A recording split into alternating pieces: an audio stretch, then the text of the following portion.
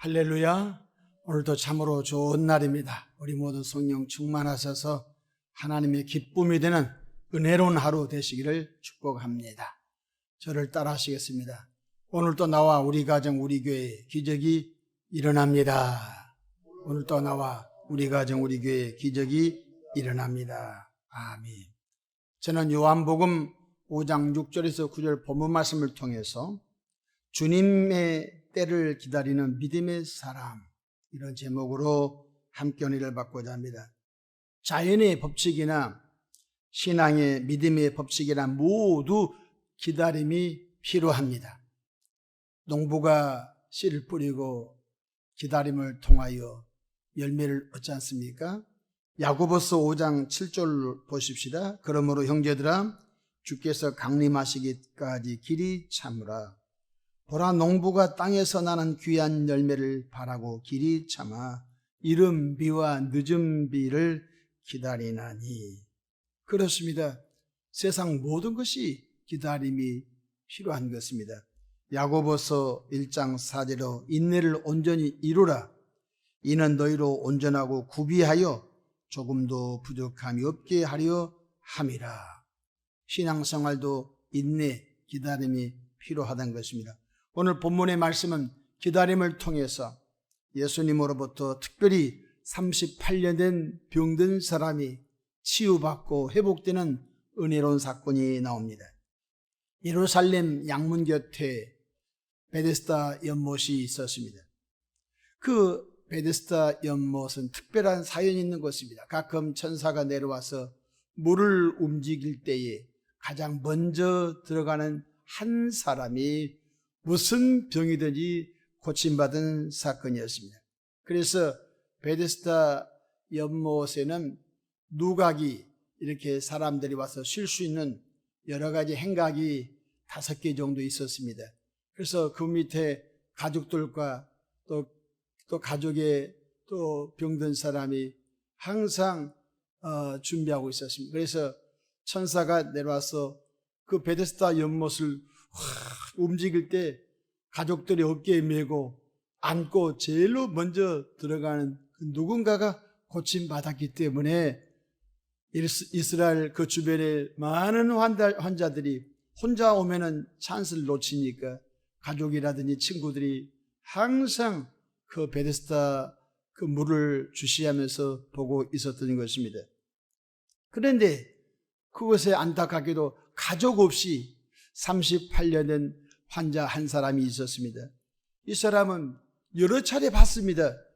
물이 움직일 때에 자기를 넣어줄 사람이 없어서 가족들이 와서 그보다 먼저 물속에 들어가서 고침받은 그 사건 말입니다.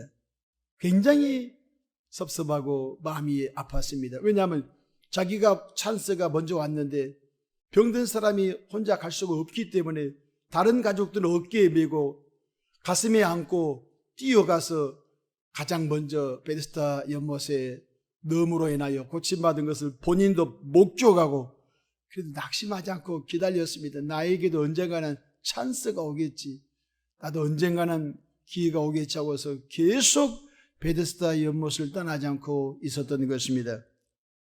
그때 바로 전능하신 사랑의 예수님께서 그 베데스다 연못가에 38년 된 병든 사람의 소원을 아시고 주님께서 오늘 베데스다 연못을 방문하셨습니다. 예수님께서 그 베데스다 연못에 많은 병든 사람이 있었을 텐데 마음의 중심을 하신 예수님, 머리털까지 세심 받으신 예수님께서 그 38년 된 병든 자에게 접근하십니다. 그러면서 예수님께서 그 38년 된 병든 사람에게 질문합니다. 요한복음 5장 6절, 예수께서 그 누운 것을 보시고 병이 벌써 오래된 줄을 아시고 이르시되 내가 낫고자 하느냐. 바로 그 의지, 그 중심, 그 신앙을 확인했던 것입니다. 너 정말 낫고자 하느냐? 그렇습니다. 너 정말 낫고자 하느냐? 여러분, 요행을 갖고 교회에 오고 가는 분이 있습니다. 어쩌다가 되겠지. 아닌 것입니다. 예수님께서는 복음서에 병든 사람을 곧 치료할 때 내가 내게 무엇 해주기 원하느냐? 알아서 하십시오. 그렇게 말하지 않았습니다. 모두가 각기 자기 소원을 입으로 시인했던 것입니다. 오늘 38년 된 환자에게도 내가 낫고자 하느냐? 아이고 38년 됐는데 그냥 이렇게 살면 되죠. 이게 아닌 것입니다. 주님이 그 중심을 분명히 확인해야 네가 낫고자 하느냐? 곧 쉽게 말하면 그 사람의 중심을 확인했던 것입니다. 그때 38년 병든 자가 이렇게 대답하죠. 성경 7절 보십시다. 병자가 대답하되 주여 물이 움직일 때에 나를 못에 넣어주는 사람이 없어 내려가는 동안에 행동했습니다. 좀 늦지만은 바로 물이 움직일 때 그냥 행동했습니다. 내려가는 중에 자기보다 먼저 내려간 사람이 고침받았던 것입니다. 나를 못에 넣어주는 사람이 없어 내려가는 동안에 다른 사람이 먼저 내려갔나이다. 여러분이 그 당사자라면 어떻겠습니까? 마음도 의지도 있습니다. 또한 물이 움직일 때 그 물이 움직임을 계속 주시도 했습니다. 그리고 내려가는 행동도 했습니다. 근데 자기보다 더 빨리 간 누군가가 고침을 받았습니다. 근데 이 38년 된 환자는 계속 중심을 갖고 나에게도 언젠가 찬스가 오리라고 기다렸던 것입니다. 이 기다림이 바로 오랄 키워드가 되는 것입니다. 바로 기다림을 예수님이 아셨던 것입니다.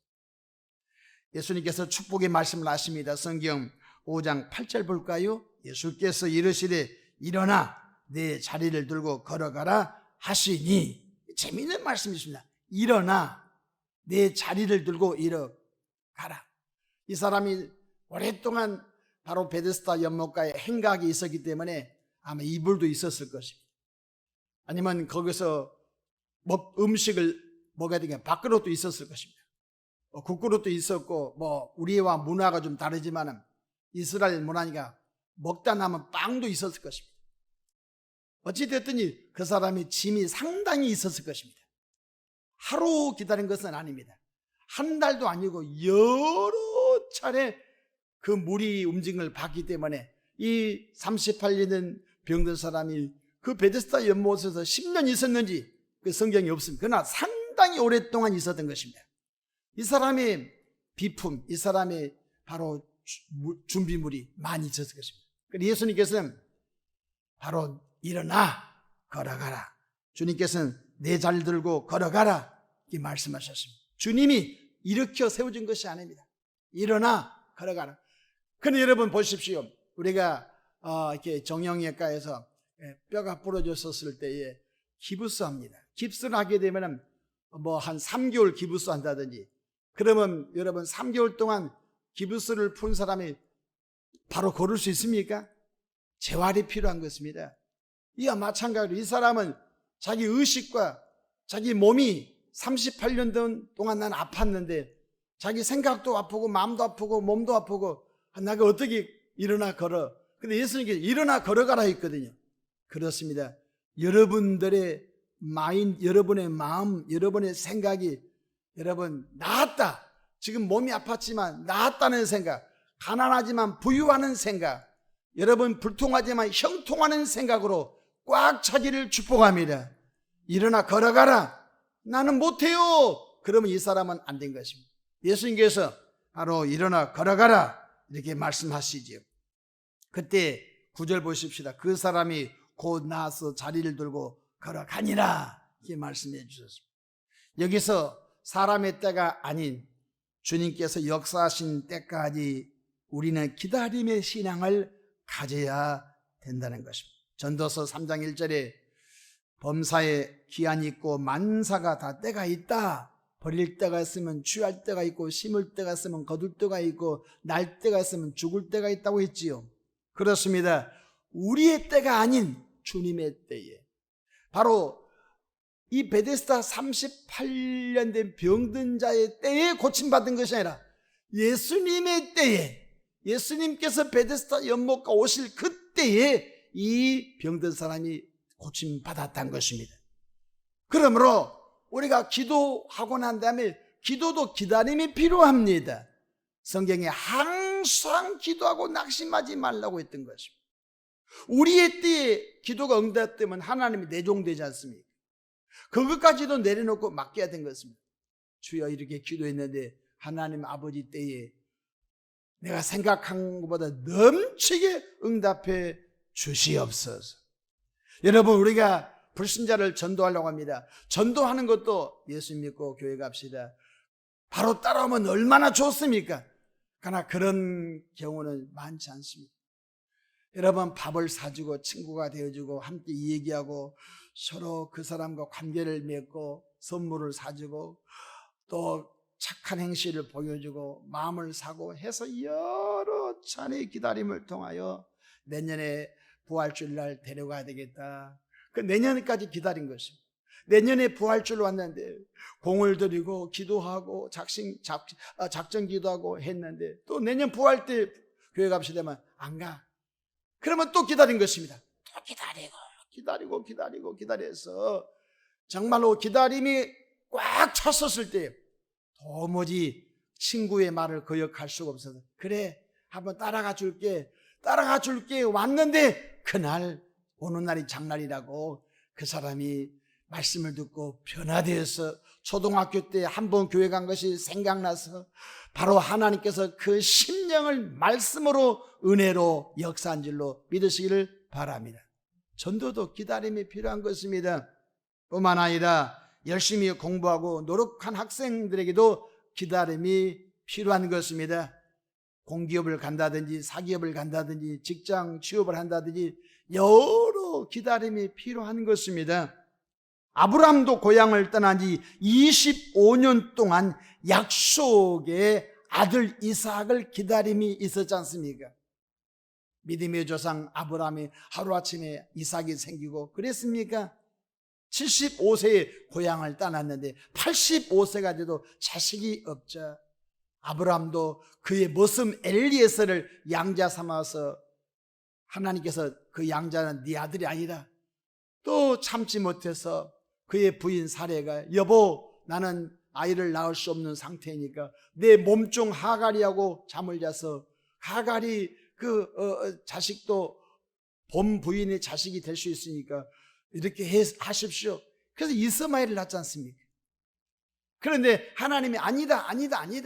나의 99세 그의 부인 89세가 됐었을 때 주님이 나타나셔서 뭐랍니까? 내년 이맘때 내가 아들을 안으리라. 그 말을 밖에 있는 그의 부인이 듣고 웃지 않습니까? 내년 내가 90인데 우리 영감탱이는 내가 내년에 100살인데 무슨 아이를 가져? 그래서 사라가 키키키 비웃지 않습니까? 그러니까 주님이 네가 웃었으므로 이삭을 낳으리라. 이삭이란 뜻은 웃음 아닙니까? 사랑하는 성도 여러분, 아브라함도 기다림이 했던 것입니다. 하물며 우리들을 얼마나 기다려야 되겠습니까? 야곱도 고향을 떠난 지 20년 동안 기다릴 때였습니다. 여러분, 고향을 떠나서 그가 타양 하란 땅에 가서 20년 동안 자기가 사랑했던 정말 나이를 위하여 7년 동안 무료 봉사하고, 그러나 그날 첫 신혼밤에 레아가 들어와서 또 라헬을 얻게 해서 7년 14년 무료 봉사하고 6년 동안 삼촌 집에서 또 일하다가 거부가 돼서 고향으로 돌아오지 않습니까? 요셉도 노예로 팔려갔는데 그가 나이 30 되기까지 기다림이 필요했고 하나님의 때에 정말로 애굽의 초강대국의 총리가 되는 복을 받게 된 것을 깨닫기를 바랍니다. 모두 기다림이 필요한 것. 신앙생활 어떤 사람이 낙심합니까? 여러분, 기다림이 약한 사람 것입니다. 내가 선을 행하도 낙심하지 말지니 피곤하지 아니면 때가 이르면 거두리라.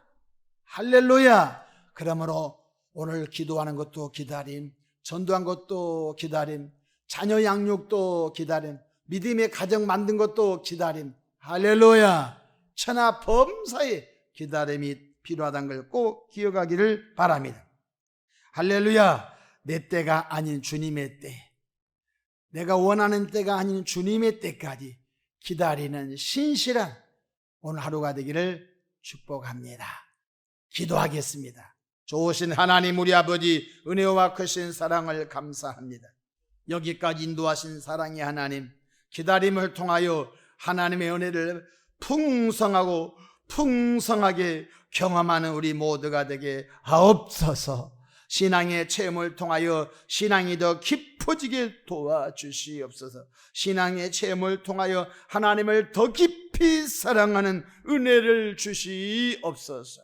우리 대한민국 예수님 잘 믿는 국민 2천만 명이 세워지기 원합니다. 교회마다 기도운동, 성령 충만, 복음운동이 일어나기를 원합니다. 대사회적으로 교회가 섬김운동이 일어나기를 원합니다.